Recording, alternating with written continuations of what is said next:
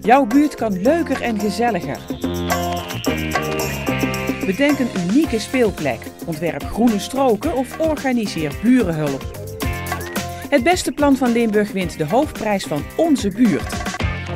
Ga samen aan de slag. Doe mee! De 6e kandidaat voor de Onze Buurtprijs 2014 komt uit Heerlen en wil het project De Groene Knop uitrollen in de wijken Heerlerbaan en de Kerkraadse wijk Heilust. De groene knop is geen echte knop, het is een symbool.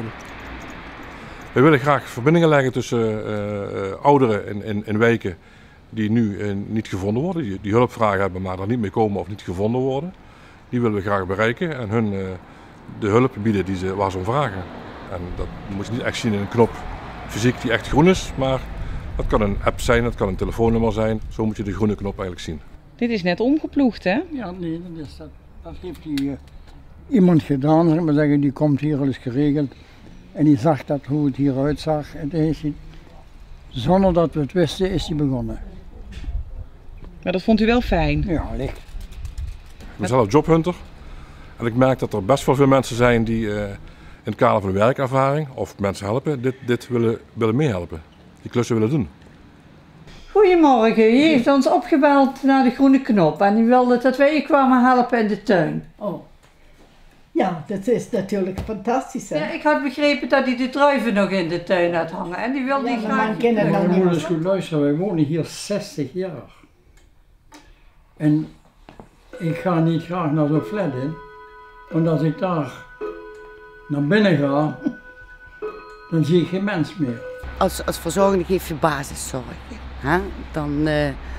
Maar de groene knop zou iets extra's kunnen betekenen. Zou kunnen betekenen voor eens op stap te gaan of eens naar het kerkhof te gaan. Te bezoeken waar je niet meer komt of gewoon een kopje koffie drinken. Wat moet er allemaal gebeuren in de tuin? Ja, hier is van alles te doen.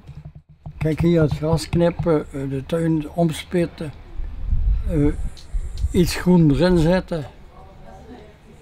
En het fruit plukken? Ik zag dat er heel veel druiven Fruit, hingen. nou ja, daar kan ik natuurlijk niet meer in de boom. Daar ga ik niet meer in, dat moeten andere mensen doen.